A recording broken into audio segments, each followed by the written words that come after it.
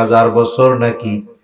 এই দৃষ্টিকোণ থেকে মুফাসসিরিনে কেরাম বলেন, দুই সিংহায় ফুৎকারের মাঝে ব্যবধান হবে কমপক্ষে 40,000 বছর। এই আলোকে যেই লোকটা সবচাইতে কম সময় আলমে বরজখে থাকবে, তার আলমে বরজখে অবস্থানের মেয়াদ কাল হবে কমপক্ষে 40,000 বছর। তাহলে আলমে বরজখে আমাদের অবস্থান হবে দীর্ঘকাল, তবে অনন্তকাল নয়। দ্বিতীয়বার সিংহায় ফুৎকারের মাধ্যমে মানুষ আবার পুনরায় পুনরুজ্জীবিত হবে। আল্লাহ তাআলা বলেন, সুম্মা নুফিখা ফীহি উখরা ফাইযা হুম কিয়ামুন ইয়ানদুরুন। আল্লাহ তাআলা বলেন, অতঃপর যখন আবার সিংহায় ফুৎকার দেওয়া হবে, প্রত্যেকের অবস্থান স্থল থেকে উঠে দাঁড়িয়ে যাবে। ফাইদা হুম কিয়ামুন ইয়ানদুরুন, শুধু দাঁড়িয়ে যাবে তা নয়, ডানে বামে তাকায় দেখতে থাকবে কি হচ্ছে এগুলা। সূরা জিলজালের মধ্যে আল্লাহ তাআলা বলেন, ইযা জুলজিলাতিল আরদু জিলজালাহা وأخرجت الأرض أثقالها وقال الإنسان ما لها। যখন পৃথিবী প্রচন্ড বেগে প্রকম্পিত হবে, তখন কি হবে? ওয়াখরাজাতিল আরদু আথকালাহা, জমিনের মধ্যে যত ভারী জিনিস ছিল সে সবগুলোকে উগরিয়ে দিবে, বের করে দিবে। ভারী জিনিসগুলো কি হতে পারে? মুফাসসিরিন ইকরাম বলেন, হয়তো মানুষের দেহ অথবা মাটির তলে যত খনিজ পদার্থ আছে, স্বর্ণ আছে, আর অনেক কিছু আছে, এগুলো উগরিয়ে দিবে। এগুলো দুনিয়ার সম্পদ, এগুলোর জন্যই দুনিয়ার মানুষ সব কিছু করে। আর যখন দেখবে এইগুলা ওইভাবে জমিন উগরিয়ে দিচ্ছে, মানুষেরা বলা বলি করবে, হায় রে, এগুলো কি হচ্ছে, এগুলো কি হচ্ছে? তাকায়া দেখবে আর বলবে এগুলো হচ্ছেটা কি? ফাইদা হুম কিয়ামুন ইয়ানজুরুন, দাঁড়ায়া যাবে এবং দেখতে থাকবে কি হচ্ছে এগুলো। আল্লাহ তাআলা কোরআনুল কারীমের আরেক জায়গায় বলেন, ওয়া নুফিখা ফিস সূরি ফাইদা হুম মিনাল আজদাসি ইলা রাব্বিহিম ইয়ানসিলুন। এখানে দ্বিতীয়বার সিংহায় ফুৎকার উদ্দেশ্য। দ্বিতীয়বার সিংহায় ফুৎকার দেওয়ার পরে কি হবে? ফাইদা হুম মিনাল আজদাসি ইলা রাব্বিহিম ইয়ানসিলুন, প্রত্যেকে তার অবস্থান স্থল থেকে উঠে যাবে। ইলা রাব্বিহিম ইয়ানসিলুন, সকলে তাদের রবের দিকে ছুটতে থাকবে, দৌড়াইতে থাকবে।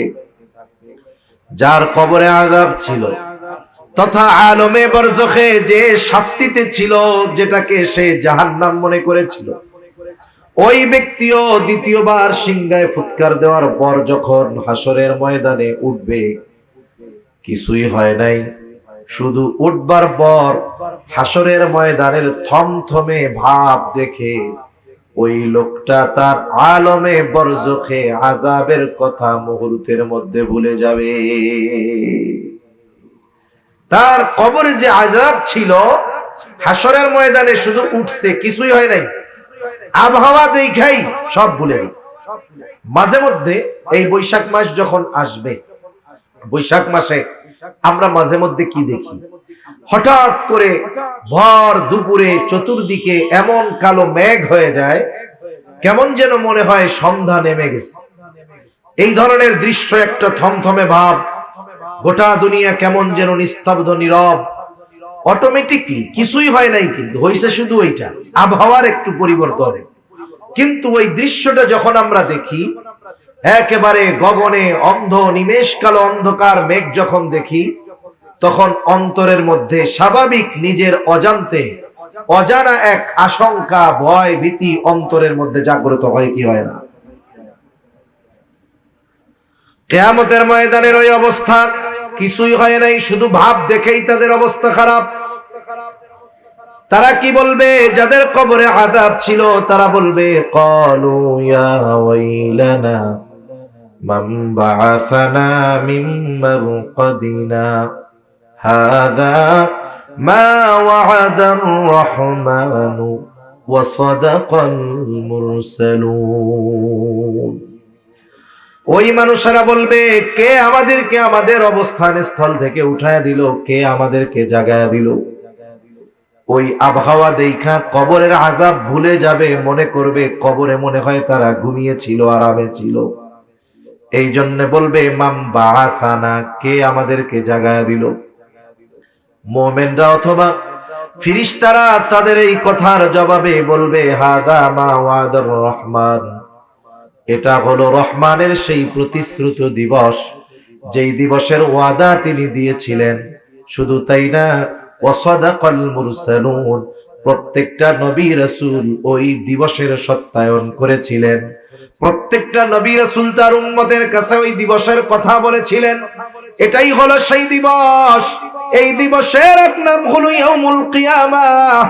এটাই হলো সেই দিবস যেই দিবসের এক নাম হলো ইয়াউমুল জাযা। এটাই হলো সেই দিবস যেই দিবসের এক নাম হলো ইয়াউমুল হাসর। ওই দিবসের অন্য কোন দুনিয়ার কোন রাজার রাজত্ব চলবে না, কোন প্রেসিডেন্টের প্রেসিডেন্টগিরি চলবে না, ওখানে কোন দুনিয়ার সুপার পাওয়ার থাকবে না। বলেন তো ওই দিবসের একচ্ছত্র আধিপত্য যার হবে তিনি কে? একথা আমরা প্রতিনিয়ত প্রতি রাকাত নামাজের মধ্যে শুনি, বলি। এটা কি বলে? মালিক ইয়াউমিদ্দিন, বিচার দিবসের মালিক, বিচার দিবসের মালিক।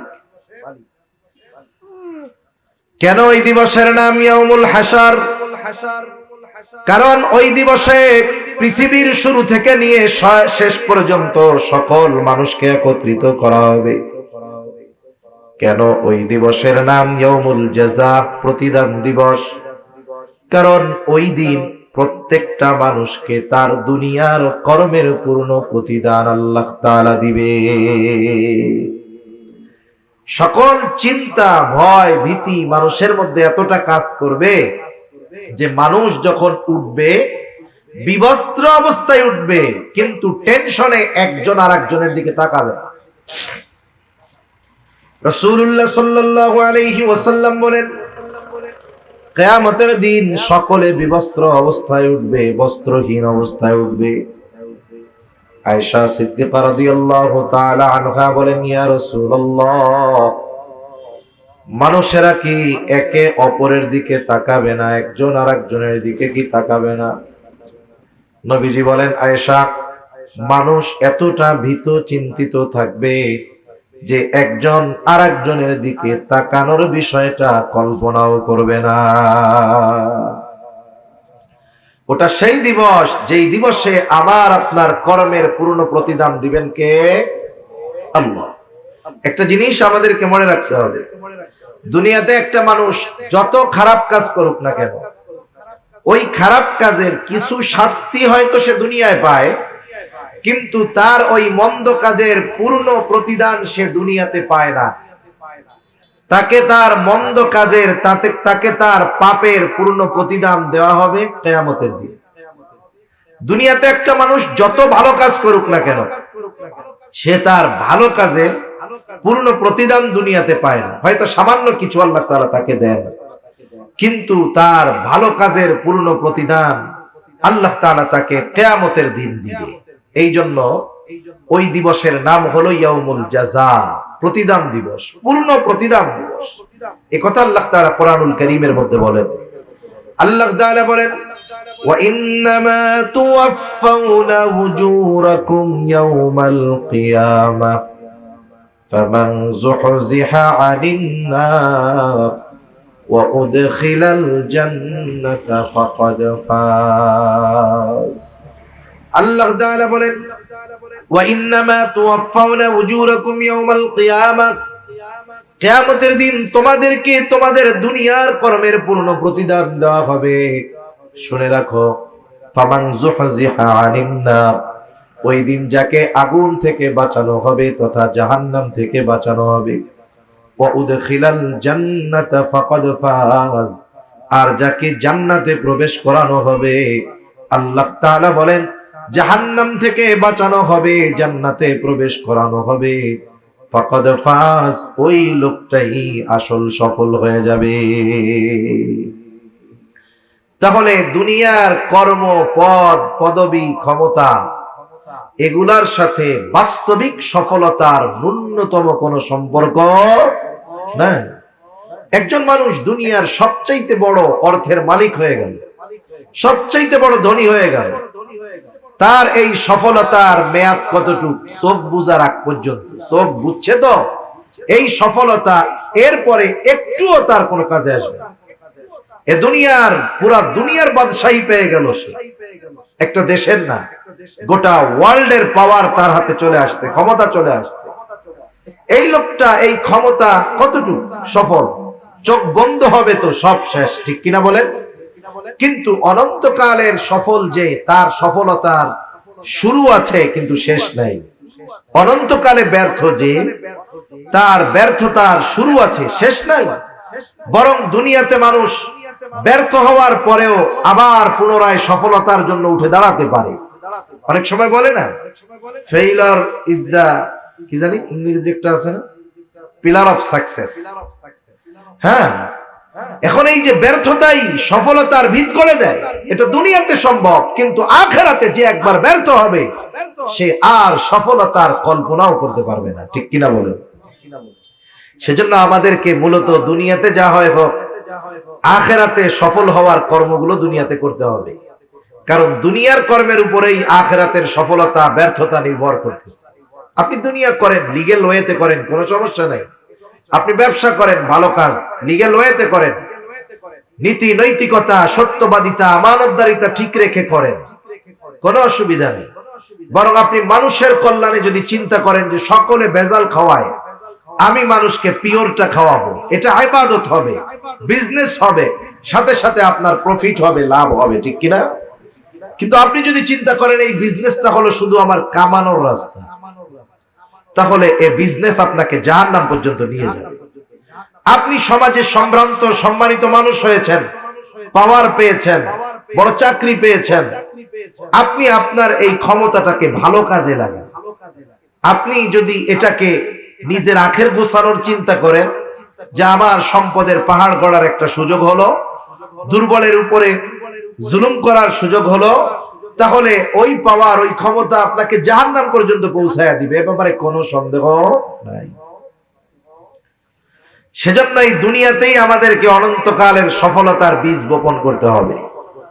ওই দিন আল্লাহ তাআলা প্রতিদান দিবেন। কিয়ামতের ময়দানে কয়েকটা টাইম, কয়েকটা মুহূর্ত হবে যেই সময়ে মানুষেরা সকলে চিন্তিত থাকবে, ভীত থাকবে, একেবারে থান্ডার্ড হয়ে যাবে। কি হবে এরপরে? যেমন যখন পরীক্ষার ফলাফল ঘোষণার একেবারে চূড়ান্ত মুহূর্ত হয়, যে স্টুডেন্ট সে কতটা টেনশনে থাকে সে সেটা বুঝতে পারবে। কারণ সে জানে এখনই যেটা প্রকাশিত হবে এটাই আমার সফলতার খবর, এখনই যেটা প্রকাশিত হবে এটাই হয়তোবা হতে পারে আমার ব্যর্থতার খবর, ঠিক কিনা বলেন? দুনিয়ার ফলাফল প্রকাশের আগে কত টেনশন, যেই ফলাফল খারাপ হলেও নেক্সটে ভালো করার সুযোগ থাকে। কিন্তু আখিরাতের ময়দানে যখন ফলাফল খারাপের ঘোষণা আসবে, এটাকে রিকভারি করার কোনো সুযোগ মানুষের জন্য আর থাকবে না।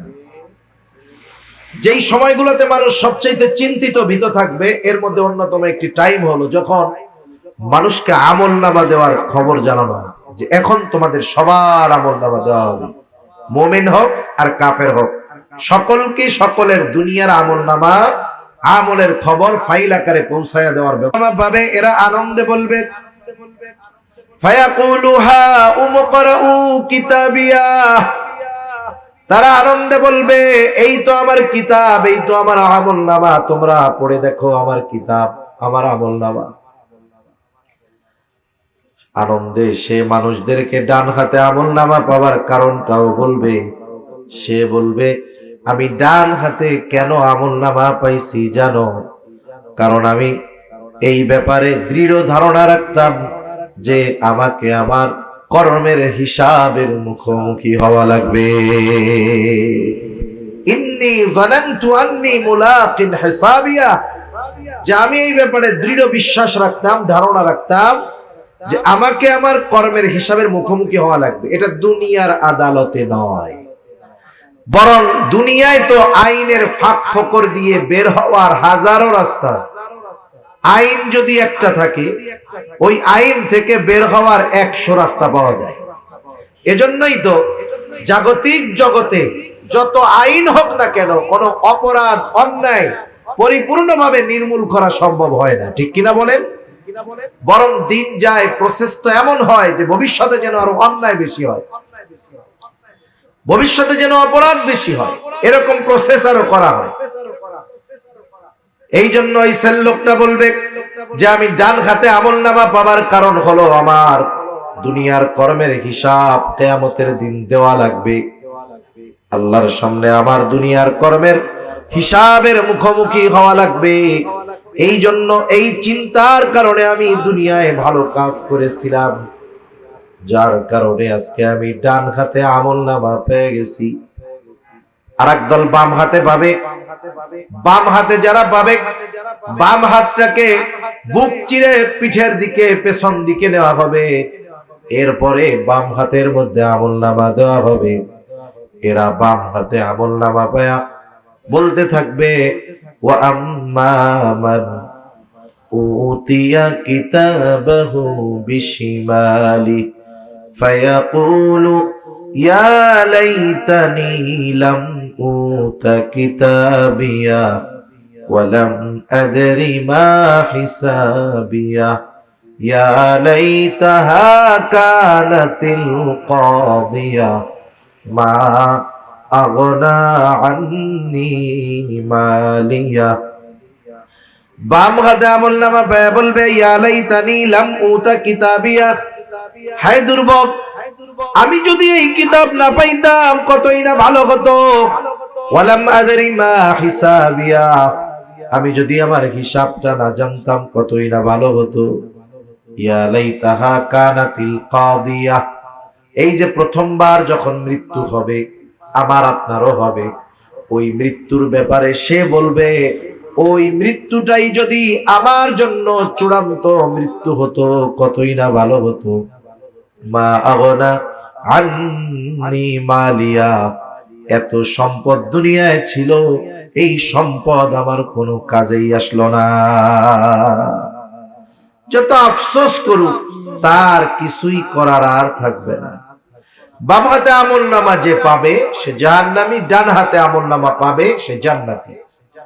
ডান হাতে যারা আমলনামা পাবে, এদের মধ্যে কিছু মানুষ পাপ করলে হয়তো তাদেরকে শাস্তি দিয়ে আল্লাহ আবার জান্নাতে দিবে, অথবা আল্লাহ তাআলা যদি চান তাকে মাফ করে জান্নাতে দিয়ে দিবে। ডান হাতে আমলনামা পাওয়া ব্যক্তি সে জান্নাতে যাবেই, হয়তো বিনা হিসাবে অথবা পাপের কারণে কিছু শাস্তি ভোগ করে। এখন জান্নাতি জান্নাতে, জাহান্নামী জাহান্নামে। জান্নাতি জান্নাতে যাওয়ার আগ পর্যন্ত কাউকে চিনবে না, কিন্তু জান্নাতে যাওয়ার পরে সে কাউকে ভুলবে না। দুনিয়ায় তার যার সাথে একবার দেখা হয়েছে, জান্নাতি জান্নাতে গিয়ে ওই ব্যক্তিটাকেও খুঁজতে থাকবে। অথচ হাসরের ময়দানের অবস্থা এরকম, যেখানে মা তার সন্তানকে পরিচয় দিবে না, চিনতে চাইবে না, বাবা তার ছেলেকে চিনবে না, স্বামী স্ত্রীকে, স্ত্রী স্বামীকে চিনবে না, এমন এক অবস্থা। কিন্তু জান্নাতে গিয়ে কেউ কাউকে ভুলবে না। আল্লাহ রাব্বুল আলামিন কিয়ামতের ময়দানের সেই চিত্র আমাদের সামনে তুলে ধরেন। আল্লাহ তাআলা বলেন, ইয়াউমা ইয়াফিরুল মারউ মিন আখিহি ওয়া উম্মিহি ওয়া আবিহি ওয়া সাহিবাতিহি ওয়া বানিহি লিকুল্লি ইমরিইম মিনহুম ইয়াউমাইযিন শা'নুন ইউগনি। আল্লাহ তাআলা বলেন, কিয়ামতের দিন ভাই ভাইয়ের থেকে পলায়ন করবে। ওয়া উম্মিহি ওয়া আবিহি, পিতা মাতার থেকে পলায়ন করবে। ওয়া সাহিবাতিহি ওয়া বানিহি, স্ত্রী সন্তানদের থেকে পলায়ন করবে। প্রত্যেকটা মানুষ নিজের চিন্তায় বিভোর থাকবে, নিজের চিন্তায় চিন্তিত থাকবে। এই জন্য মা সন্তানকে চিনবে না, সন্তানও মাকে চিনবে না। বরং ওই দিন মানুষেরা এমনও দরখাস্ত আল্লাহ তাআলার কাছে করবে, বলবে, আল্লাহ, সারা দুনিয়ার মানুষকে জাহান্নামে দিয়ে হলেও আপনি আমাকে মাফ করে জান্নাত দিয়ে দেন। সারা দুনিয়ার সব মানুষের জাহান্নামে দেন, এরপরেও আপনি এর বদৌলতে আমারে জান্নাত দিয়ে দেন। তাহলে কেমন অবস্থা ওই জায়গার? সব কথা তো আর কথা দিয়ে বোঝানো যায় না। কিছু জিনিস আছে যেটা প্র্যাকটিক্যালি উপলব্ধি করতে হয়, এটা বলে কখনো ওই বিষয়টা বোঝানো যায় না। ফলের স্বাদ ওয়াজ করে বোঝানো যাবে না। 15 ঘন্টা যদি কেউ ওয়াজ করে স্বাদ বুঝাইতে পারবে না, কিন্তু কিনা যদি খাওয়াই দেয় এমনিই বুঝবে। এখন আমরা বলতে পারতেছি, কিন্তু ওই মুহূর্তটা যে কত কঠিন এটা চিন্তা করার মতো, ধারণ করার মতো জ্ঞান, ব্রেন আল্লাহ তাআলা আমাকে আপনাকে দেয় না। কিন্তু সতর্ক হওয়ার দরকার। এখন আল্লাহ তাআলা বলেন, বাম হাতে যে আমলনামা পাইলো, তার খারাপ কর্মের কারণে যেহেতু পাইছে, বাম হাতে আমলনামা যে পেল তার ঠিকানা হলো জাহান্নাম। তার ঠিকানা কোথায় বলেন? জাহান্নাম। দুনিয়াতে কোন মানুষ জাহান্নামে যাইতে চায় না, যদি শুধু সে নাস্তিক না হয়। যে নাস্তিক সে তো পরকাল অবিশ্বাস করে, কিন্তু যারা আস্তিক, যারা পরকাল মানে, মোটামুটি পৃথিবীর যত ধর্ম আছে সব ধর্মের মানুষ জান্নাত আর দোজখ এটা মোটামুটি ওই ধর্মের ভাষায় হইলেও মানে। হিন্দুদের যেমন স্বর্গ নরক, এরকম প্রত্যেক ধর্মই মানে। প্রত্যেক ধর্মের প্রত্যেকটা মানুষ জান্নাতে যেতে চায়, কেউ জাহান্নামে যেতে চায় না। আপনাদের মধ্যে 2-1 জন আছেন নাকি, না হুজুর সবাই এক দলে যাবে কেন, আমি স্বতন্ত্র হই, জাহান্নামে যাই একটু। হ্যাঁ, স্বতন্ত্র খেলা সব জায়গাতে চলবে না। কেউ দুনিয়াতে জাহান্নামে যাইতে চায় না। বেনামাজিও জাহান্নামে যাইতে চায় না। সারা জীবন আল্লাহর নাফরমানি করছে, ওকেও জিজ্ঞাসা করবেন, ও জাহান্নামে যাইতে চায় না। বরং বেনামাজি নাফরমান নামাজির আগে জান্নাতে যাইতে চায়। এই জন্য সমাজে কিছু মানুষ আছে দেখবেন এরকমও কয়, আরে নামাজ না পড়লে কি ওই নামাজির চাইতে আমার ইমান ঠিক আছে। এই জন্য ইমান বেশি থাকার কারণে ও নামাজ পড়েও ইমান কম, এই জন্য আমার ইমান বেশি, এই জন্য ওই নামাজির চাইতে আমি আগে জান্নাতে চলে যাব। এরকম বলেন না লোক? আপনাদের এলাকায় তো নাই, আছে এরকম বলা লোক? সব জায়গায় আছে। এখন আল্লাহ তাআলা জানায় দিলেন, কুল্লু নাফসিম বিমা কাসাবাত রাহিনা ইল্লা আসহাবাল ইয়ামিন।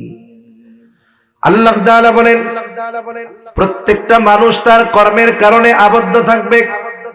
মুফাসসিরিনে কেরাম বলেন, পরের আয়াতের দ্বারা এই বিষয়টা বোঝা যায় যে যারা বাম হাতে আমলনামা পাবে তারা তাদের কৃত কর্মের কারণে জাহান্নামের শাস্তির মধ্যে আবদ্ধ থাকবে।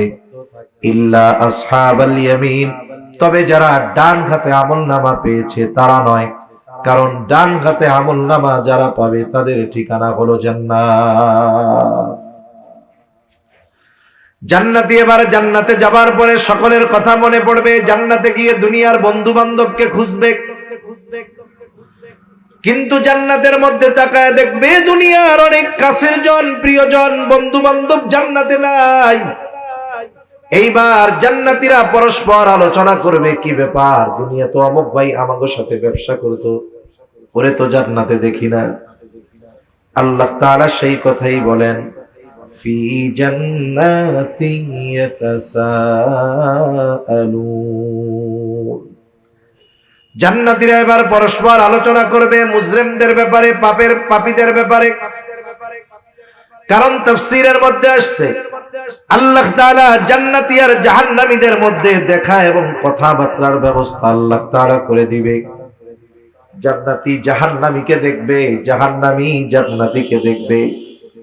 জান্নাতী যখন জাহান্নামের দিকে তাকায় দেখবে তার অনেক কাছের মানুষ জাহান্নামের কঠিন শাস্তি ভোগ করতেছে, এই দৃশ্য দেখে সে আল্লাহ তাআলার কাছে শুকরিয়া আদায় করে বলবে, আল্লাহ, দুনিয়ায় তো ওর সাথেই আমি চলতাম, আপনি যদি আমার প্রতি অনুগ্রহ না করতেন আল্লাহ, হয়তো আজকে আমাকেও ওর সাথে জাহান্নামে যাওয়া লাগতো।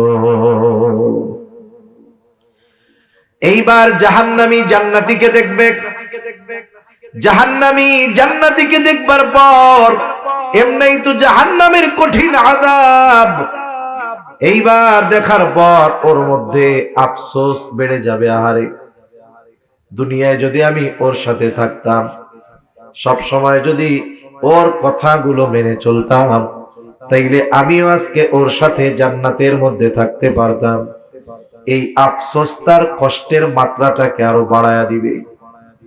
দুনিয়াতে এরকম অনেক আছে, মনে করেন পাশাপাশি দুইজন ব্যবসা করে, দুইজনের মধ্যে খুব খাতির, এক কাপ চা দুই বন্ধু মিলা ভাগ করে খায়, আছে না নাই?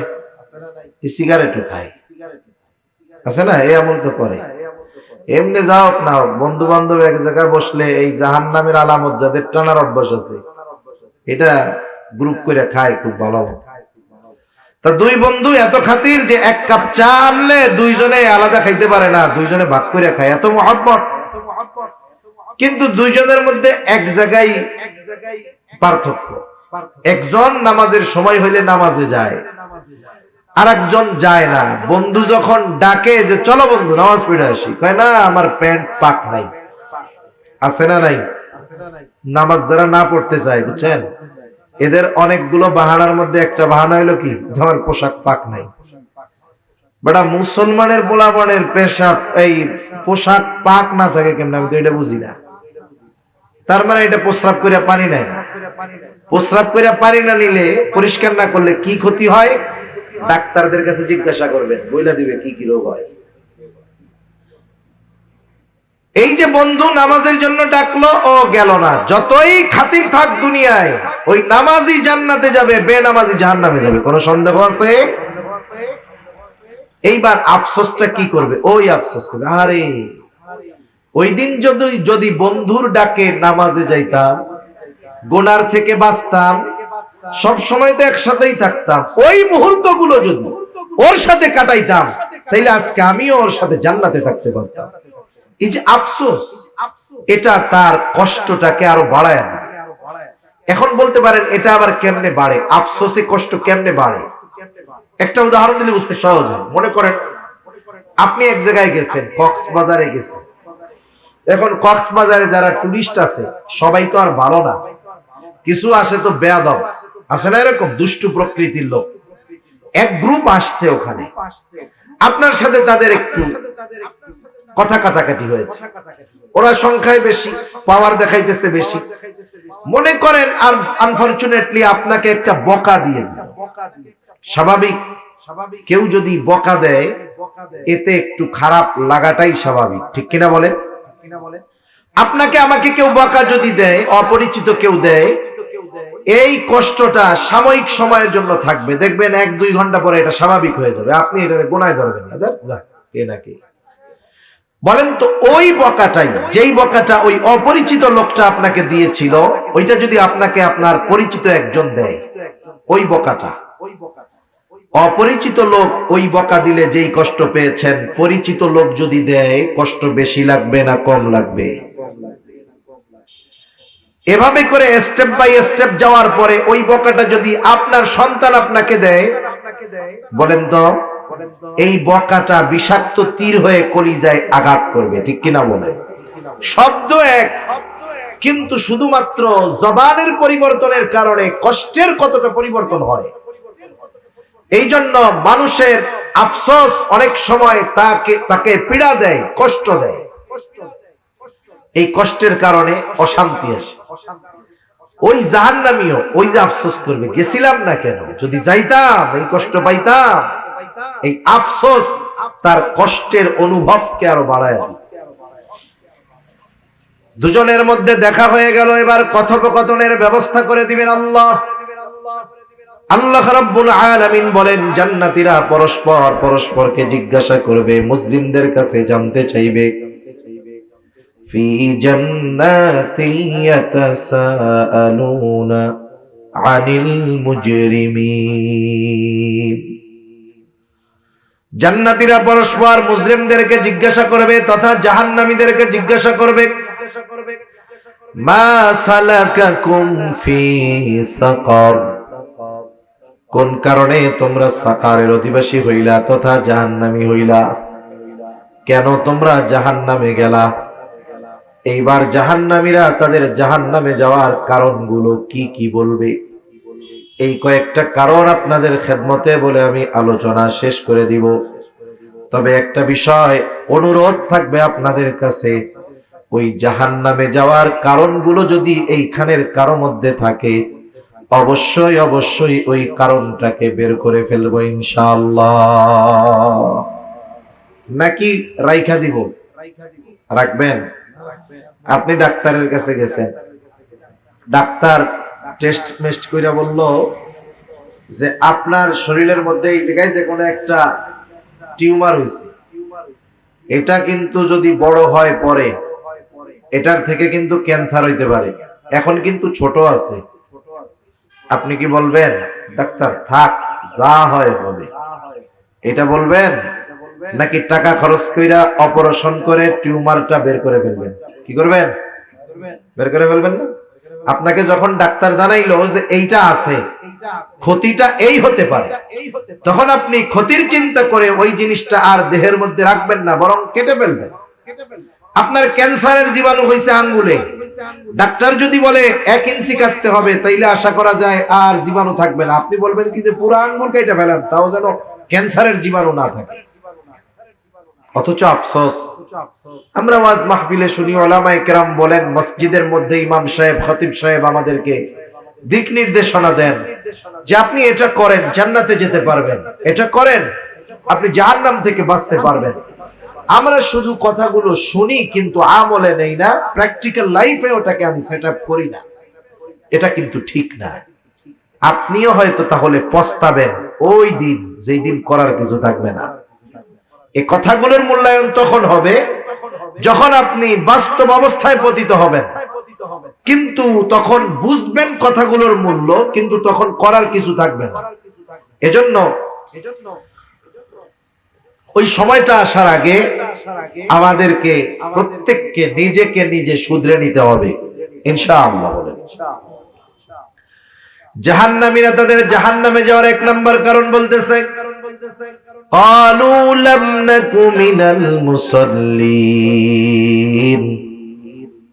তারা বলবে আমরা জাহান্নামে আসার অন্যতম প্রধান 1 নম্বর কারণ আমরা মুসল্লি ছিলাম না। মুসল্লিকে সপ্তাহে 1 দিন জুমার দিন মসজিদে যে হাজিরা দেয় সে কিন্তু মুসল্লি নয়, বরং মুসল্লি হলো সে শত ব্যস্ততার মধ্যেও যার নামাজ বাদ যায় না। হাজারো ব্যস্ততা তার থাকতে পারে, কিন্তু সে নামাজের ব্যাপারে খুব সেনসিটিভ, সতর্ক। যখনই নামাজের সময় হয় সে যেখানে থাক আগে নামাজটা আদায় করে নেয়। অনাকাঙ্ক্ষিত অনিচ্ছায় সেটা ভিন্ন কথা, কিন্তু সুযোগ আছে এরপরে সে নামাজ পড়ে না, এটা কখনোই হয় না। এখন এই নামাজ হলো ঈমানের পরে সবচাইতে বড় ইবাদত। আপনি নামাজ বাদ দিয়ে জান্নাতে যাওয়ার আশা যদি কেউ করে তাহলে এটা বড় ভুল। এই জন্য যারা বলে নামাজ না পড়লে আমার ঈমান ঠিক আছে আমি জান্নাতে যাব, এই কথাটা ঠিক নয়, বরং এই কথা তার জাহান্নামে যাওয়ার কারণ হতে পারে। রাসূলুল্লাহ সাল্লাল্লাহু আলাইহি ওয়াসাল্লাম বলেন, নামাজ এত গুরুত্বপূর্ণ ইবাদত, কিয়ামতের দিন সর্বপ্রথম আল্লাহ নামাজের হিসাব নিবে। নবীজি বলেন, আউয়ালু মা ইউহাসাবু বিহিল আবদু ইয়াউমাল কিয়ামাতিস সালাহ, কিয়ামতের দিন সর্বপ্রথম নামাজের হিসাব নেওয়া হবে। আর এক হাদিসের মধ্যে নবীজি একটু বাড়ায়া বলেন, যার প্রথম হিসাবটা সহজ হয়ে যাবে তার জন্য বাকি হিসাব যিনি সহজ করে দিবেন তিনি কে? সেজন্য কিয়ামতে যদি অন্যান্য হিসাব থেকে সহজে বাঁচতে হয় তাহলে নামাজটাকে ঠিক করার দরকার আছে না নাই? এই যে রজব মাস চলতেছে, অনেক জায়গায় দেখবেন মেরাজ নিয়ে আলোচনা হবে। মেরাজের মূল শিক্ষা, মূল হাদিয়া ছিল এই নামাজ।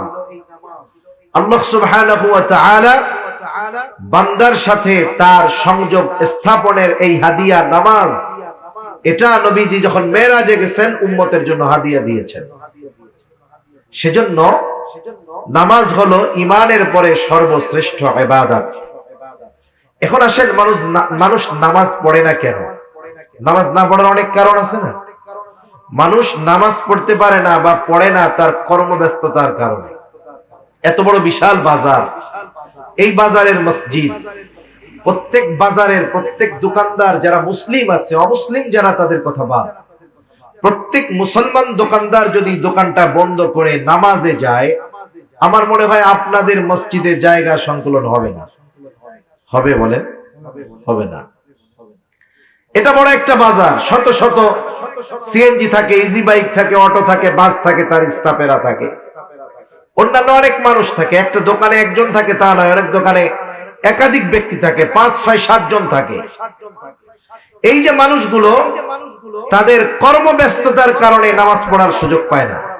জিজ্ঞাসা করবেন কেন পড়ো না? বলবে ব্যস্ততার কারণে পড়তে পারতেছি না। সিএনজি ওয়ালা নামাজ পড়ে না, কেন পড়ে না? বলেন প্যাসেঞ্জার টানতে টানতেই তো টাইম শেষ, নামাজ পড়তে পারি না। এই যে মানুষ যে কর্ম করে, সেটা চাকরি হোক, ব্যবসা হোক, অন্যান্য যে কোনো কাজ হতে পারে, তাহলে মানুষ এই কাজগুলো কেন করে বলেন তো?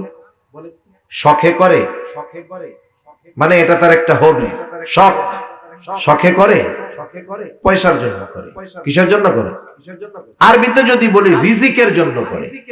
কয় না যে রুটি রুজি অর্জন করতেছি, এই রুজি তো আরবি শব্দটারে আমরা আর কি বলি ওইভাবে। রুজির জন্য করে, রিজিকের জন্য সে পরিশ্রম করে। এখন আপনারা তো আশা করি এখানে যারা আছেন সকলে মুসলমান। আমার কথাটা যদি জবান ঠিক থাকে একটু উচ্চারণ করে জবাব দিবেন উঁচু আওয়াজে। বলেন তো, যেই রিজিকের জন্য একজন মানুষ রিজিক উপার্জন করতে গিয়ে নামাজ পড়ার টাইম পায় না, ওই রিজিকের মালিক কে? আর একটু জোরে বলেন কে? আল্লাহ। মনে রাখবেন, রিজিকের মালিক তার বলে দেওয়া পদ্ধতি বাদ দিয়ে বাস্তবিক অর্থে রিজিক পাওয়া যায় না। রিজিক দুই ধরনের হয়, একটা হলো দৃশ্যমান আর একটা হলো বরকতময়। এজন্য দেখবেন অনেকে মাসে 1 লক্ষ টাকা উপার্জন করে, সংসারে 3 জন, এই টাকা দিয়ে তার হয় না, বরং মাস শেষে টানাটানি লেগে যায়। আবার একই পরিমাণ লোক বেতন পায় 10,000 টাকা, দেখা যায় মাস শেষে তার আরো 2,000 টাকা এক্সট্রা তার থেকে যায়। ঠিক কিনা বলেন? এজন্য ফিগারের উপরেই যে রিজিক বরকত তা নয়, আল্লাহ তাআলা চাইলে কমের মধ্যে বরকত দিতে পারেন। এজন্য মানুষ যদি রাজ্জাকের ফর্মুলা বাদ দিয়ে রিজিক তালাশ করে, সে পেতে পারে, কিন্তু ওই পাওয়াটা বা ওই রিজিকটার মধ্যে কোনো বরকত থাকবে। এখন আসেন, নামাজ পড়লে আমাদের কি লাভ? দুনিয়ার লাভের কথাটা শুনি। আর নামাজ হলো এমন এক ইবাদত, এটা একা পড়লে হবে না। আপনার অধীনস্থ যারা আছে এদেরকেও নামাজি বানাতে হবে। একটা সময় শহর বা গ্রাম, প্রত্যন্ত অঞ্চল সব জায়গায় ছিল, মুরব্বীরা সকালবেলা উঠতেন, উঠে ঘরের সকলকে জাগিয়ে দিতেন নামাজের জন্য। যারা পুরুষ ছিল, প্রাপ্তবয়স্ক ছিল, এরা মসজিদে চলে যেত। মেয়েরা, মহিলারা উঠতো, বরং আরো আগে মহিলারা উঠতো। গ্রাম অঞ্চলে আমরা দেখেছি ছোটবেলাতে যে ফজরের নামাজ পড়ে পুরুষরা বাসায় আসার আগে আগে দেখা যাইতো মহিলারা নামাজ পড়ে উঠান ঘর পরিষ্কার করে অলরেডি তারা কোরআন পড়া শুরু করে দিয়েছে। সময়ের বরকত ছিল। কিন্তু এখন আমরা চাকচিক্যময় বাতি, মোবাইল, এগুলো আমাদের রাতের ঘুম হারাম করে দিয়েছে। এখন ঘুমাই আমরা ফজরের পরে, উপায় নেই। সেজন্য হায়াত ছোট হয়ে গেছে, আমাদের হায়াত আমাদের ছোট হয়ে গেছে। কেমন যেন মনে হয় এই তো শুক্রবার গেল, আর একটা চলে আসতেছে। হায়াতের বরকত নষ্ট হয়ে গেছে। কিন্তু যারা নামাজি, যারা একটা ডিসিপ্লিনের মধ্যে তাদের জীবন যাপন করে, এদের সময়ের বরকত ঠিকই আছে। এজন্য নামাজ মানুষকে এমন এক জীবনে অভ্যস্ত করে যেই জীবনে নিয়মতান্ত্রিকতা থাকে, নিয়মানুবর্তিতা থাকে। আমরা লেখাপড়া যারা করেছেন, স্কুলে হোক হাই স্কুলে হোক, আমরা ডিসিপ্লিন একটা কম্পোজিশন রচনা পড়েছি। এই যে নিয়মানুবর্তিতা, এটা জীবনের জন্য বড় একটা দরকার। ধর্মীয় অনুশাসন মেনে নেওয়ার মাধ্যমে, মেনে চলার মাধ্যমে একটা মানুষের লাইফে ডিসিপ্লিন আসতে পারে, নাইলে অসম্ভব, কিয়ামত পর্যন্ত সম্ভব না। এক নিয়মতান্ত্রিকতার মধ্যে জীবন যাপন করা ইসলাম বিহীন সম্ভব নয়। এখন আসেন, নামাজ তো একা পড়লে হবে না। নামাজ পড়ে আপনি জাহান্নাম থেকে নিজে বাঁচবেন তা হবে? আপনার অধীনস্থকে বাঁচাতে হবে না? কারণ নির্দেশ আল্লাহ তাআলার। আল্লাহ তাআলা বলেন, ইয়া আইয়ুহাল্লাযীনা আমানু কু আনফুসাকুম ওয়া আহলিকুম নারা। আল্লাহ তাআলা বলেন, হে ঈমানদারেরা, নিজে জাহান্নামের আগুন থেকে বাঁচো, অধীনস্থদেরকে বাঁচাও। তার মানে নিজে বাঁচবা ইবাদতের মাধ্যমে, গুনার থেকে বাঁচার মাধ্যমে, অধীনস্থদেরকেও এইগুলো করানোর মাধ্যমে তাদের জাহান্নাম থেকে বাঁচাও। তাহলে নামাজ একা পড়লে হবে না, ঘরের মানুষদেরকে নিয়ে পড়তে হবে। আপনি যদি নামাজি হয়ে যান, আপনার ঘরের মানুষগুলো, আপনার সন্তান, আপনার স্ত্রী, আপনার কন্যা যদি নামাজি হয়ে যায়, লাভটা কি? আমার কথা নয়, আল্লাহ বলেন, ওয়া উমুর আহলাকা বিসসালাতি ওয়াসতাবির আলাইহা লা নাসআলুকা রিজকা নাহনু নারযুকুকা ওয়াল আকিবাতু লিত্তাকওয়া। আল্লাহ তাআলা বলেন, তুমি তোমার অধীনস্থ যারা আছে তাদেরকে নামাজের জন্য আদেশ দাও। ওয়া'মুর আহলাকা বিস-সালাহ, তুমি তোমার অধীনস্থদেরকে নামাজের আদেশ দাও। ওয়াসতাবির আলাইহা, তুমিও তার উপরে অটল থাকো। তার মানে এই মুমিন, তুমি নিজে মুসল্লি হও, ঘরের মানুষদেরকেও মুসল্লি বানাও। আল্লাহ তাআলা কেমন আবেগ, দরদ, মোহাব্বত নিয়ে বলতেছে, বান্দারে, লা নাসআলুকা রিজকা, আমি আল্লাহ তোমার কাছে তো রিজিক চাই না, বরং তোমরা যদি নামাজি হয়ে যাও, তুমি নামাজি হয়ে যাও, তোমার ঘরের মানুষ যদি নামাজি হয়ে যায়, আল্লাহ তাআলা বলেন, নাহনু নারযুকুকা, তোমরা নামাজি হওয়ার কারণে আমি আল্লাহ তোমাদেরকে রিজিক দিয়া দিব। তাহলে যারা মুসল্লি, তাদের রিজিকের জিম্মাদারি নিয়েছেন কে? আল্লাহ। আমি একটু আগে বললাম, একজন 1 লাখ উপার্জন করে মাস শেষে আরো টানাটানি, আরেকজন 10,000 পায় কিন্তু মাস শেষে তার আরো ডাইনে থাকে। আমি উদাহরণ অনেক কিছু দিয়ে দেওয়া যাবে, কিন্তু দৃশ্যমান একটা বিষয় নিয়ে আমি আপনাদেরকে বলি। আমাদের দেশে সবচাইতে সম্মানিত অবহেলিত, সম্মানজনক অবহেলিত লোক কারা জানেন? সম্মানজনক অবহেলিত কেন বললাম? সমাজে ইমাম সাহেবের সম্মান আছে না নাই? বলেন তো, এই ইমাম যদিও সমাজের সবচাইতে সম্মানিত, সমাজের বেস্ট অথবা বিগ স্যালারি তার না, সে যত মানের সম্মানিত, ঠিক তাকে আমরা দেওয়ার বেলায় ততটা অবহেলা করি। অথচ দেখা যাবে আপনি ফ্যামিলি প্ল্যানিং কইরা এক হালির মধ্যে সীমাবদ্ধ হচ্ছেন। বুঝেন তো? ফ্যামিলি প্ল্যানিং বুঝেন? ফ্যামিলি প্ল্যানিং কইরা এক হালি মানে 4 জনের মধ্যে আপনি আপনার জীবন গুছায় ফেলছেন, আপনি, আপনার স্ত্রী আর 2টা সন্তান। কিন্তু ইমাম সাহেবরা তো এটা করে না, কারণ ওরা বিশ্বাস করে দেয় আল্লাহ, যা হবে হবে। দেখা যাবে ওনারা সব মিলাই হাফ ডজন, 4 বাচ্চা কাচ্চা, ওনারা 2 জন। আপনি মাস শেষে 50,000 টাকা পান, আপনার চলে না। ইমাম সাহেবের বেতন কত? 10,000 টাকা। এখন এই লোকের চলে কেমন? আল্লাহই জানে চলে কেমন। কিন্তু চলার কারণ যদি কোরআন সুন্নাহর আলোকে বিশ্লেষণ করা হয়, তাহলে দেখা যাবে দুনিয়ায় কোন ইমামের ঘরে এমন বউ নাই যেই বউ, ইমামের বউ, ইমামের ওয়াইফ নামাজ পড়ে না, বেনামাজি, এরকম একটা ইমামের ওয়াইফ আপনি দেখাতে পারবেন না। ঠিক কিনা বলেন? আর আমি চ্যালেঞ্জ দিয়ে বলতে পারবো, আপনাদের এইখানে অনেক মানুষ এমন আছে যে 5 ওয়াক্ত নামাজ পড়ে, কিন্তু তার ওয়াইফ 5 ওয়াক্ত নামাজ পড়ে না। আছে না? না। সেজন্য কোন ইমামের ঘরের ওয়াইফ, স্ত্রী কখনো বেনামাজি হয় না। ইমামের ঘরে যারা থাকে প্রত্যেকেই নামাজি হয়, ইমামের মেয়েটা কখনো বেনামাজি হয় না। ইমাম সাহেবের মেয়েটা বেপরদায়, সে বাহিরে আসে না। ইমামের ছেলেটা কখনো বেনামাজি হয় না। বরং ওই ইমামের ঘরে যদি ছোট ছোট নাবালক বাচ্চারাও থাকে, ওরাও পাক্কা নামাজি হয়ে যায়। আর যেই ঘরে সকলে নামাজি, ওই ঘরের রিজিকের জিম্মাদারি নেওয়ার ঘোষণা যিনি দিয়েছেন তিনি কে? মাঝে মধ্যে অনেক সময় অনেকে প্রবাস থেকে আমাদের কাছে মেসেজ দেয়, মাঝে মাঝে হোয়াটসঅ্যাপে দেয়, হুজুর দোয়া করেন, এত টাকা ইনকাম করি হুজুর, বরকত নাই। বরকত নাই কেন? কিছু করো নাকি? কারণ বিদেশে যারা থাকে এদের দুই ধরনের বদ অভ্যাস থাকে, তিন ধরনের বদ অভ্যাস থাকে। কয় ধরনের? তিন ধরনের। একটা হলো হয়তো নারী ঘটিত প্রবলেম থাকে, ওখানে সে তার সব উপার্জন ব্যয় করে ফেলে।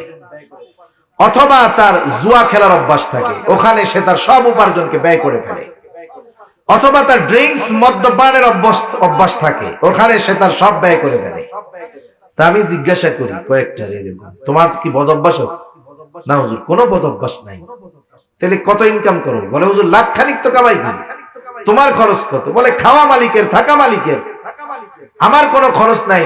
এই টাকা দেশে পাঠাই, এরপরেও থাকে না। নামাজ কালাম পড়নি ঠিক মতো? হুজুর নামাজ কালাম পড়ি, বিড়ি সিগারেট, কোনো বদ অভ্যাস নাই।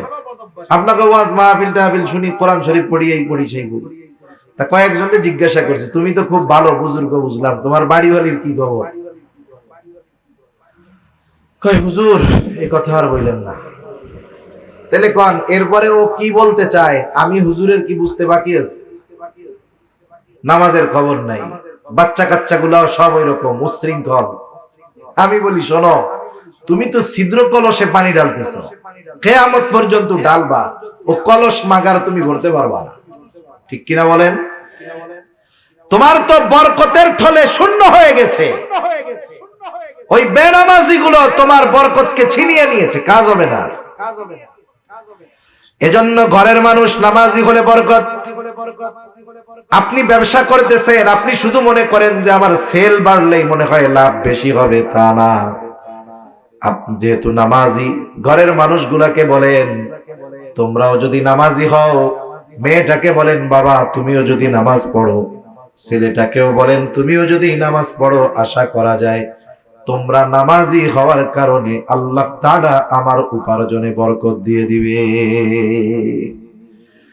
আরো অনেক কথা তো বলা যেত। এখন বলেন নামাজি হলে দুনিয়ার লাভ আছে না নাই?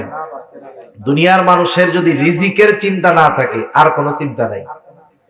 আমার যদি কেউ বলে যে হুজুর এই দুনিয়ায় আপনার যখন যেটা প্রয়োজন আপনার আর আপনার পরিবারের আমি ব্যবস্থা করে দিব, আচ্ছা, এরপরে যদি আমারে বলে আপনার কাম হইলো শুধু মসজিদে বসে থাকা আর বাসায় আসবেন মসজিদে যাবেন, এই ছাড়া আর কোনো কাম নেই, আমি এক পায়ে খাড়া।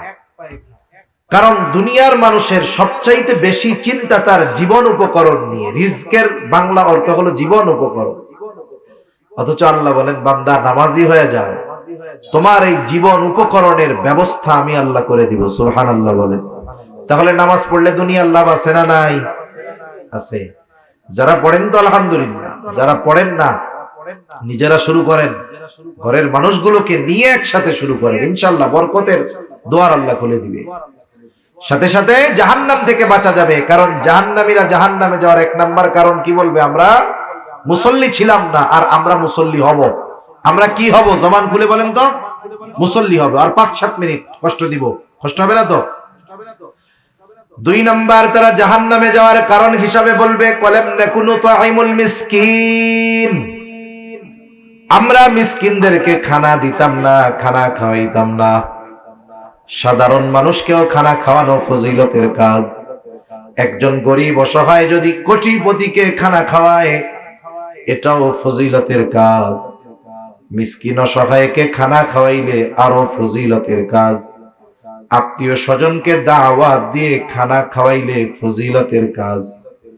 আবার দেখেন কিছু কিছু ক্ষেত্রে আছে খানা খাওয়ানোটা শুধু ফজিলতের কাজ তা নয়, ঈমান সম্পৃক্ত বিষয়। কারো প্রতিবেশী যদি অভাবী হয়, অভুক্ত হয়, নবীজি বলেন লাইসাল মুমিন আল্লাযী ইয়াশবাউ, ওই ব্যক্তি মুমিন নয় যে নিজে পেট পুরে খায় আর তার পাশে তার প্রতিবেশী অভুক্ত থাকে।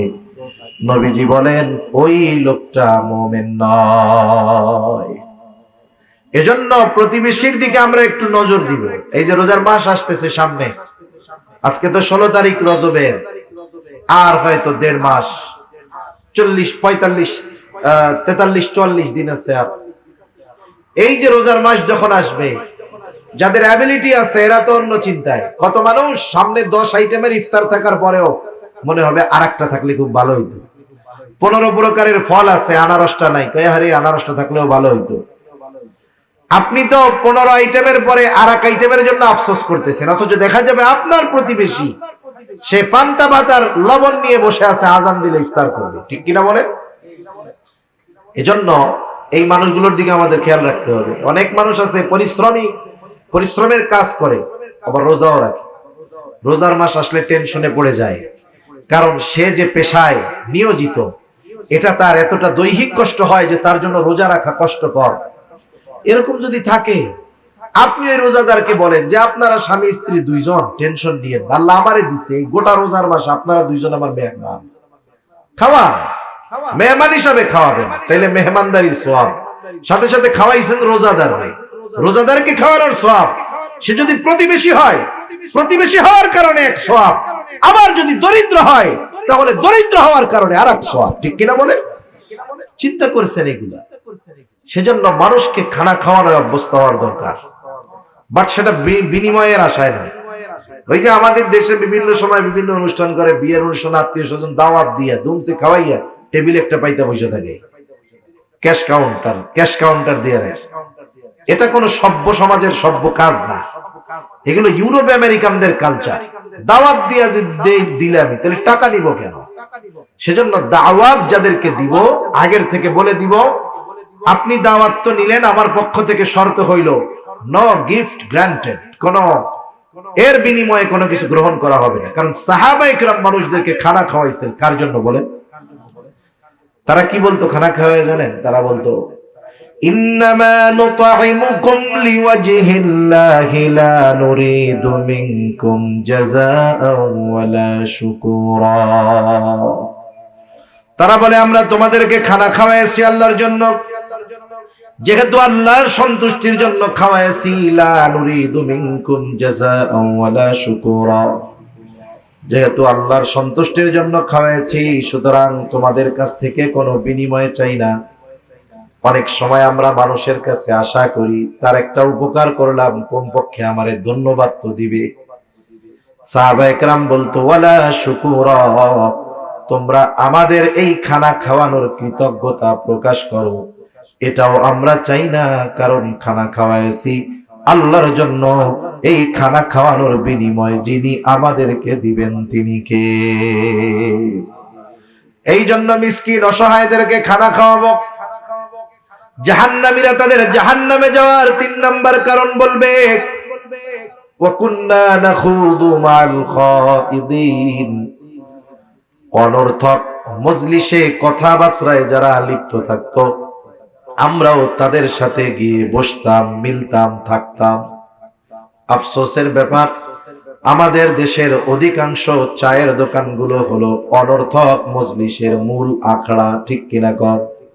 কোনো কাম কাজ নাই, চার দোকানে বৈশা চা চুমুক দিবে আর সিগারেট টানবে আর এর দুর্নাম কইয়া বেড়াবে।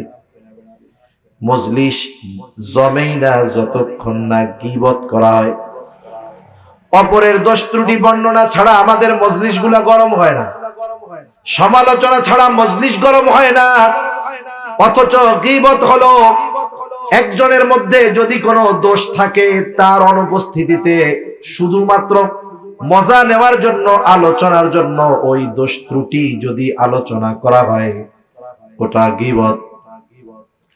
কিন্তু যদি এমনটা হয় আলোচনা আপনারা করতেছেন 5 জন, ওই ব্যক্তির অনুপস্থিতিতে বলতেছেন কি ও তো এই কাজগুলা করে, ওরে সংশোধন করার দরকার, সংশোধনের নিয়তে আলোচনা করছেন ভিন্ন কথা, কিন্তু আমরা আলোচনা করি মজা নেওয়ার জন্য, এটা গীবত।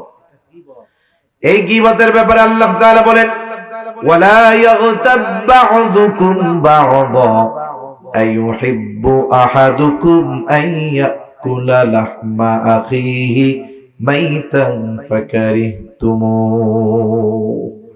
আল্লাহ তাআলা বলেন তোমরা পরস্পরের গীবত কইরো না, দোষ চর্চা কইরো না। দোষ যদি তার মধ্যে থাকে, ওই দোষের আলোচনা যদি তার অনুপস্থিতিতে করা হয়, ওটা হলো গীবত। একজন যদি থামায় দেয়, কয় ভাই এইগুলা কইস না, কয় ধর বেটা ওর মধ্যে আছে বলেই তো কই, মিথ্যা কথা কইতেছে, এরকম বলে না মনে হয় না? এই এলো কি করলো দেখেন, গুনাহও করতেছে আবার অহংকারও করতেছে, এটারে বৈধ মনে করতেছে। গীবত করা কবিরা গুনাহ, এটাকে যদি বৈধ মনে করে তাহলে তো ঈমানই থাকবে না। সেই জন্য আল্লাহ বলেন ওয়ালা ইয়াগতাব বা'দুকুম বা'দা, তোমরা পরস্পরের দোষ চর্চা কইরো না।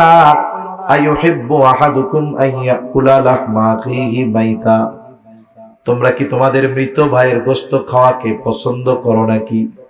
আল্লাহ বলেন ফাকারিহতুমু, অথচ ওইটা তোমরা অপছন্দ করো। তাহলে এই গীবত করার মাধ্যমে কেমন যেন তোমরা তোমাদের মৃত ভাইয়ের গোশত খাও। যদি দোষ থাকে গীবত, না থাকলে অপবাদ। এজন্য এই ধরনের মজলিসগুলা থেকে আমরা বেঁচে থাকবো। দুনিয়ার অনেক মানুষের এই চায়ের দোকানের বা এই অহেতুক আড্ডাগুলো জাহান্নামে যাওয়ার কারণ। এই যে সময়গুলো চায়ের দোকানে বসে বসে কাটায়া দিচ্ছে, এই সময়ের মূল্য বুঝবে চোখ বন্ধ হইলে, কিন্তু করার কিছু থাকবে না তখন। দুনিয়ায় যারা হায়াতকে কাজে না লাগাবে, ওই মানুষগুলো মরার পরে আফসোস করে। তাদের আফসোসের খবর আমরা শুনি না, কিন্তু শুনে কে? যে শুনছে সেই বলতেছে। মরার পরে যারা সময় কাজে লাগায় না, নামাজ কালাম পড়ে নাই, ভালো কাজ করে নাই, সম্পদ ছিল দান সাদকা করে নাই, ওরা আফসোস করে। আফসোস করে কি বলে? আল্লাহর কাছে বলে ফায়াকুলা রাব্বি লাউলা আখরতানি ইলা আজালিন করিব ফাআসাদদাকা ওয়া আকুম মিনাস সালিহিন। আফসোস করে বলে, ও আমার রব, আমাকে আবার একটু অবকাশ দেন, দুনিয়ায় যাওয়ার মতো সুযোগ দেন। লাউলা আখরতানি, যদি আমার একটু আবার দুনিয়ায় যাওয়ার সুযোগ দিতেন, ফাআসাদদাকা ওয়া আকুম মিনাস সালিহিন, আমি আমার সম্পদ থেকে দান সাদাকা করতাম, দ্বীনি কাজে ব্যয় করতাম, আর ভালো কাজ করে আমি সৎকর্মশীলদের দলভুক্ত হয়ে যাইতাম। বলেন তো, দুনিয়ার হায়াতটা চায়ের দোকানে বসে অহেতুক কর্মকাণ্ডে লিপ্ত হয়ে যারা দুনিয়ার এই মূল্যবান সম্পদ হায়াতটাকে শেষ করে দিল, মরার পরে যদি আল্লাহ তাআলার কাছে একটা মুহূর্তের জন্য সুযোগ চায়, সময় চায়, হায়াত চায়, যতই আবেগ নিয়ে দরদ নিয়ে বলুক না কেন, বলেন তো তাকে পুনরায় একটা মুহূর্তের জন্য দুনিয়ায় ফেরত আসতে দেওয়া হবে নাকি? এজন্য ওয়াজ শুধু আলোচনা শুধু শুনতে হয় তা না, এগুলো নিয়ে ভাবতে হয় যে আমি কি আমার এই হায়াতকে যথাযথভাবে কাজে লাগাচ্ছি কিনা। এগুলো বাসায় গিয়ে মাথার সাথে বালিশের সাথে মাথা লাগা একটু ভাববেন যে আমি যদি আজকে মারা যাই, তাহলে আমি কি আল্লাহর সামনে আমার বিগত হায়াতের জবাব দিতে পারবো কিনা। আপনি যদি মনে করেন যে না পারবো, কোনো অসুবিধা নেই, তাহলে তো আপনি আল্লাহর ওলি। আর যদি চিন্তা করে দেখেন যে না আমার অবস্থা তো এরকম নাই, তাইলে আপনি কামব্যাক করেন, আপনি ডাইভার্ট করেন, আপনি টার্ন নেন, লাইফ ঘুরান, নাইলে জীবন শেষ। ওই আফসোস করার আগে যেই সম্পদ আমার আপনার কাছে আছে, এই সম্পদের মূল্যায়ন করতে হবে। 4 নাম্বার তারা বলবে ওয়া কুন্না নুকাদ্দিবু বিয়াউমিদ্দিন, আমরা কিয়ামতের দিবসকে অস্বীকার করতাম। এভাবেই চলছে দুনিয়া। এক সময় হায়াত ফুরায় গেল, হাত্তা আতানাল ইয়াকিন, দৃঢ় সত্যের আগমন ঘটলো, অর্থাৎ মৃত্যু চলে আসলো, দুনিয়ার জীবন শেষ হলো। আমরা তওবা করতে পারলাম না, ঈমান আনতে পারলাম না, দৃঢ় সত্যের আগমন ঘটলো, মৃত্যুবরণ করলাম। আর আল্লাহ তাআলা বলেন যেই মানুষগুলো অবকাশ পাওয়ার পরেও, সুযোগ পাওয়ার পরেও নামাজি হলো না, ভালো কাজ করলো না, সময়কে কাজে লাগালো না, আমার কাছে কিয়ামতে জবাবদিহিতা করতে হবে এই ব্যাপারে যথাযথ প্রস্তুতি গ্রহণ তারা করলো না। এই কারণে এরা তো জাহান্নামী। শুইনা নাও ফামা তানফাউহুম শাফাআতুশ শাফিঈন, এই মানুষগুলোর ব্যাপারে কোন সুপারিশকারীর সুপারিশ গ্রহণ করা হবে না। আমাকে আপনাকে যেন এই দলের দলভুক্ত না হতে হয়, এজন্য আমার যত ব্যস্ততা থাক আমি 5 ওয়াক্ত নামাজ পড়বো তো ইনশাআল্লাহ। সাথে সাথে ঘরের মানুষদেরকে নামাজি বানাবো। লাভ হবে যারা প্র্যাকটিসিং মুসলমান, 5 ওয়াক্ত নামাজ যারা পড়ে, যাদের ঘরের মানুষ নামাজি, আপনি তাদের সাথে এগুলো শেয়ার করবেন। দেখবেন তার প্র্যাকটিক্যাল বাস্তব জীবনে সে কতটা সুখী, সে কতটা ডিপ্রেশন মুক্ত, আপনি তার সাথে আলোচনা করলে বুঝতে পারবেন। এজন্য বেনামাজি আর নামাজির অবস্থা একরকম নয়। সেজন্য আমরা নামাজি হব, নিজে নামাজি হব, ঘরের মানুষদেরকে এই ব্যাপারে সর্বোচ্চ গুরুত্ব দিব। 2 নম্বর, প্রতিদিন কিছু না কিছু সাদাকা করার চেষ্টা করব। অসহায় দরিদ্র মানুষ অনেক সময় আমার আপনার কাছে চায়। অনেক সময় এমন হয় যে আপনাদের বা প্রত্যেক এলাকায় কিছু মার্কা মারা ওই ফকির মানে চাওয়ার লোক থাকে, ও ওই টাকা দিয়ে কিন্তু খাবার খায় না, ওইটা দিয়ে বিড়ি খাবে। আছে না এরকম লোক? আপনি তারে 5 টাকা না দিয়ে 5 টাকা দিয়ে একটা রুটি কিনে দেন, ও রুটিটা দিয়ে তো আর বিড়ি খেতে পারবে না, কমপক্ষে রুটিটা তো খাইলো। সেজন্য প্রতিদিন কিছু না কিছু সাদাকা করবেন। সেটা টাকা হতে পারে, সেটা কিছু খাবার হতে পারে, অন্য কিছু হতে পারে।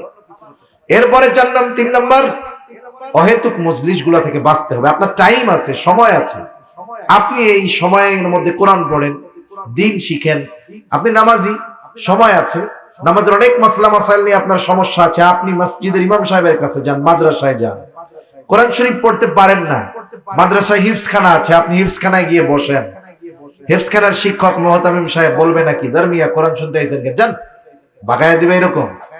বরং আপনি প্রত্যেকদিন গেলে আপনার চা নাস্তা খাওয়াবে, এটা খাওয়াই আরো কোরআন শোনার ব্যবস্থা করে দিবে। এজন্য জীবনের সময়গুলোকে ভালো কাজে ব্যয় করার চেষ্টা করবো ইনশাআল্লাহ।